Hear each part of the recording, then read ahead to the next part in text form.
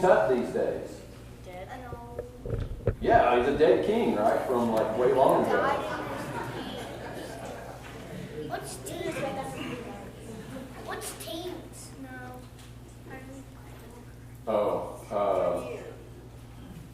So a tomb is where dead people are, right? Yep. Sometimes we just say it's a grave, right? Mm-hmm. Yeah. Sometimes we call it anything else? No, not really. A cemetery. Yeah, a cemetery is a place where you've got kind of a collection of them, right? Why are we That's a happy whole about bunch of this? them. Why are we happy about this? Why are we happy about Get this? a collection of dead people. Like, You know what, Abby? that's not weird at all. I'm glad you asked.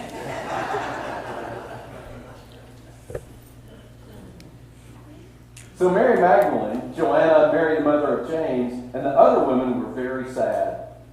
Jesus had been killed on a cross. They wanted to prepare his body, so very early on the Sunday morning, the women went to Jesus' tomb right outside the gates of Jerusalem. And I imagine his tomb was with a bunch of other tombs in a cemetery.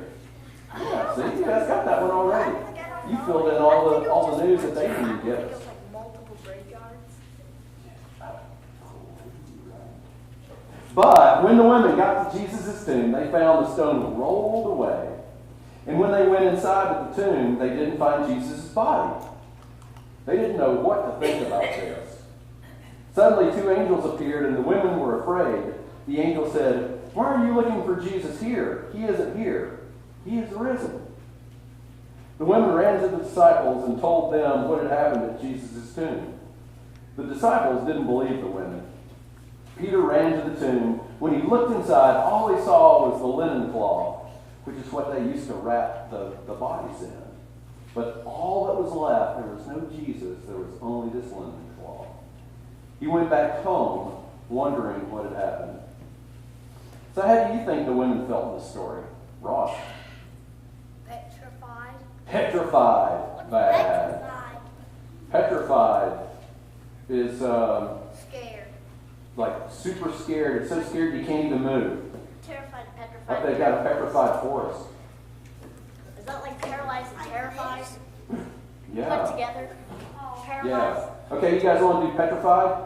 Okay. Hold a pose and be petrified. Okay. New pose, petrified. What are these people doing here? New pose, petrified. All right, you guys are pretty good at that.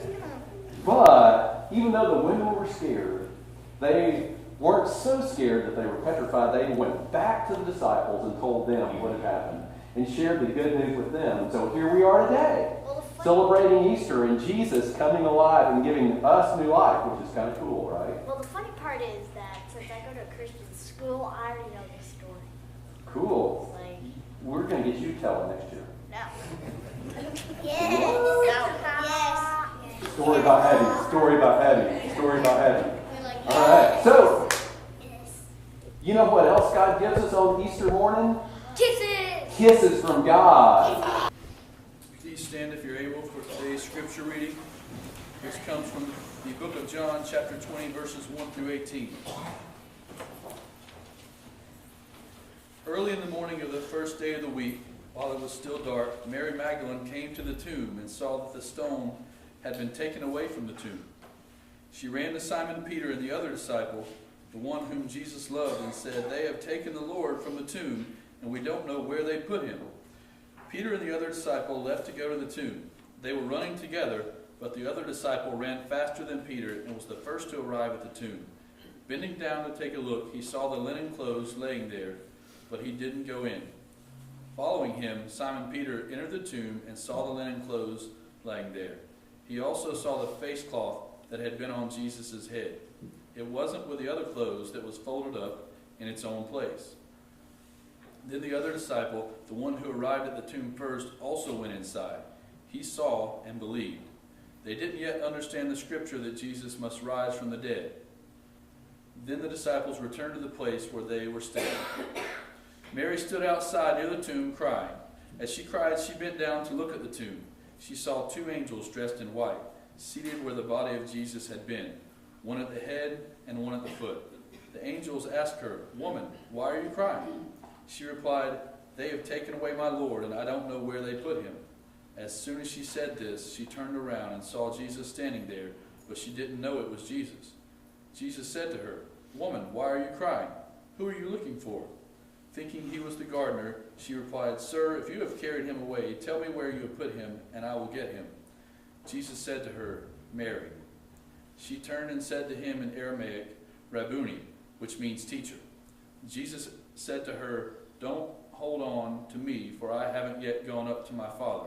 Go to my brothers and sisters and tell them, I'm going up to my Father and your Father, to my God and your God."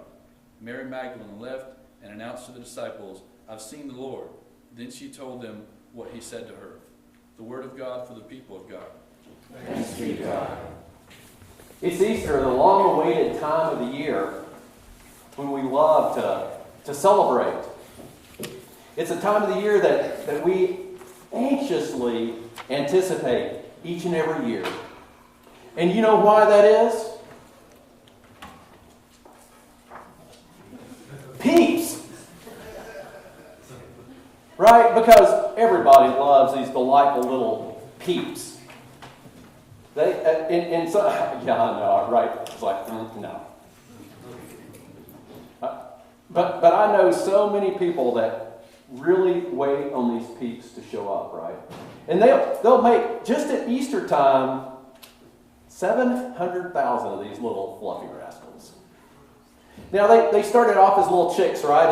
And now they've got bunnies and other things. Well, come to find out that the folks that make the peeps, the Just Born Company, which I think is kind of a cool name, right?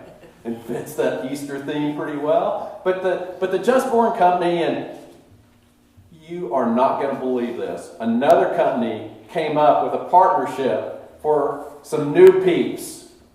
Huh? The Energizer Bunny peeps.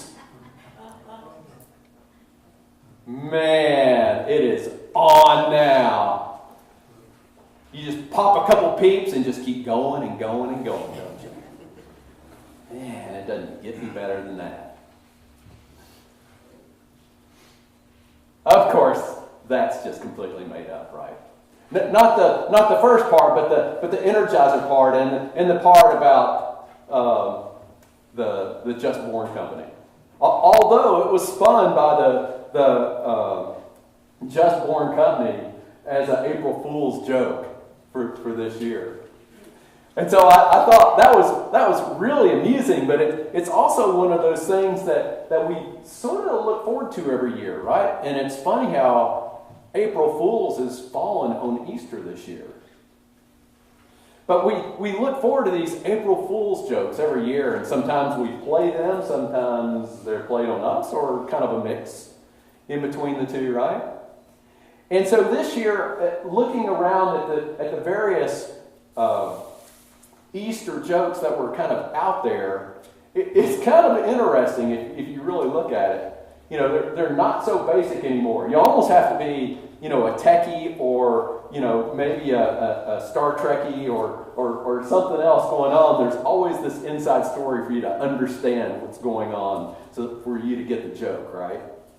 And so it makes it kind of hard. And as I read these jokes, I thought, man, these are almost as hard to figure out and try to determine,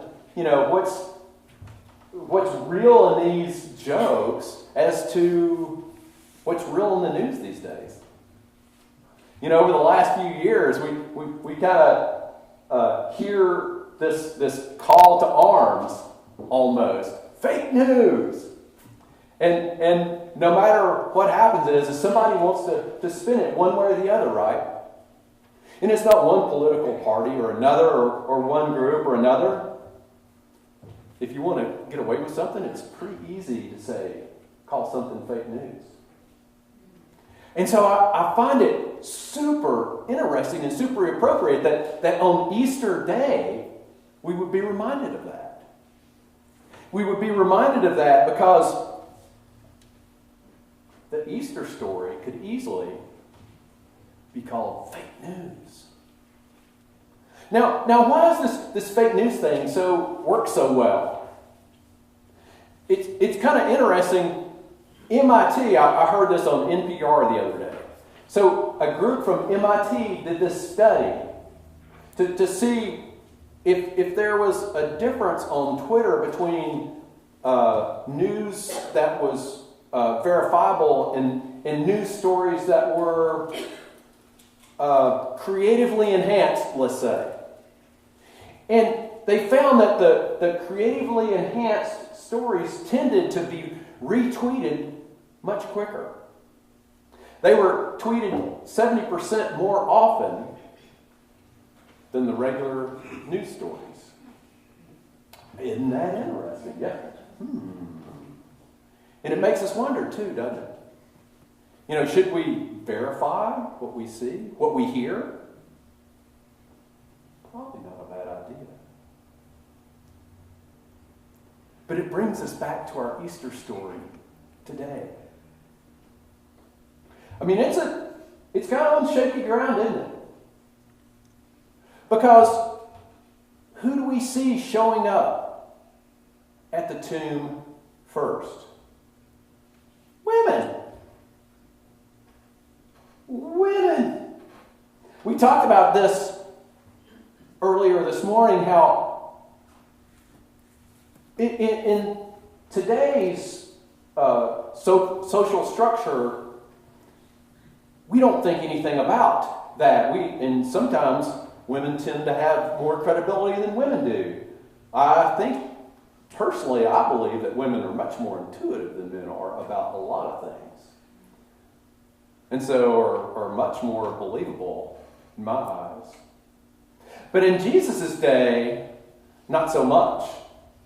And in fact, if you had a woman saying something like, "Oh, he's risen, he's not here," you'd say, "Well, we better get the men to verify that, because clearly it was a woman saying." And so it started off in that way, and so it might seem like fake news. And then what happens? The women go and tell the disciples. They go tell the men, and they come back. And then what? They look in. And they're super confused. They don't know what's going on. Because they hadn't seen the risen Christ yet. They were still acting like they always had. How many times had Jesus told them, "Hey guys, here's what's going to have to happen." And they just didn't hear it. And so here he was, gone. But maybe, they don't have him to follow anymore, but now they don't have him in the tomb anymore. And they're confused. They may be a little bit excited. Put yourself in their shoes. What emotions would you be feeling? I mean, granted, we've got the backstory now. Many of us have heard this story since we were little kids, and it's just kind of a part of us, and so we see it with different eyes than what they might have. But if you could just wipe all that away and show up at that tomb for the first time, you've just lost one of your closest friends in the world, a mentor, a teacher, somebody that's so important to you and seemed like so important to the world. And yet you lost them. And so then you come and in hopes of giving a little bit of respect, by anointing the body with perfume, with some precious oils. And then it isn't there. And then you meet somebody that says, "Oh, by the way, he told you this. You probably don't remember it. But he told you this, that he's going to rise from the dead."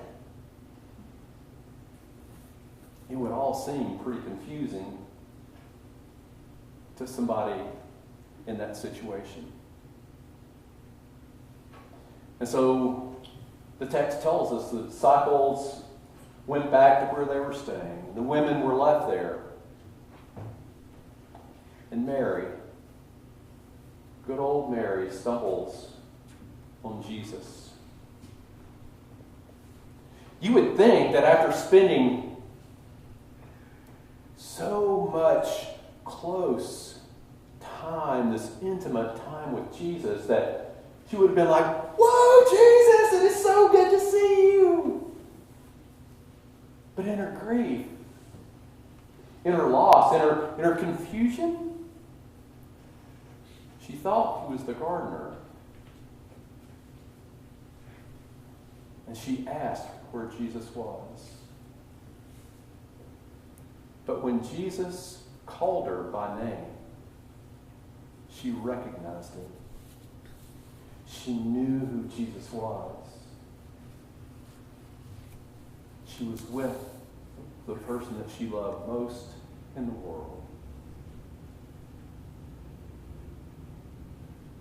And that's true with us too, isn't it? That's true with us. When Jesus calls us by name, Jesus gets rid of those anxieties. Jesus can get rid of those frustrations, those worries, the anger, the feeling of being lost, and give us comfort and joy and peace that we can hardly imagine. Sometimes we forget to look in the tomb. Sometimes it doesn't occur to us to look in the tomb. But it almost seems too good to be true. And in fact, a group of religious leaders at the time, the guards went back to them and said, "You would not believe what I just saw. A couple women over there, they were talking to an angel, and there's all this stuff going on." And what did the priest do? "Oh, no. We got to spin this a little different way, don't we? You guys, we're going to give you a little bit of money here on the side. And you guys just tell folks that, and your superiors, that Jesus had been picked up by his disciples and taken away." And some say that news continued on for years and years and years to go. In fact, when many of these Gospels were written, that story was in there because it was still circulating around by folks. It's pretty easy to distract folks with what they want to hear rather than the good news of God's love for us. It's easier sometimes to point fingers. It's easier sometimes to beat down than it is to build up. But Jesus didn't do that. Jesus was God's proof of God's love for the world on the cross, in the tomb, and out of the tomb. Jesus is God's proof for us of God's love. Thanks be to God for Jesus' love for us.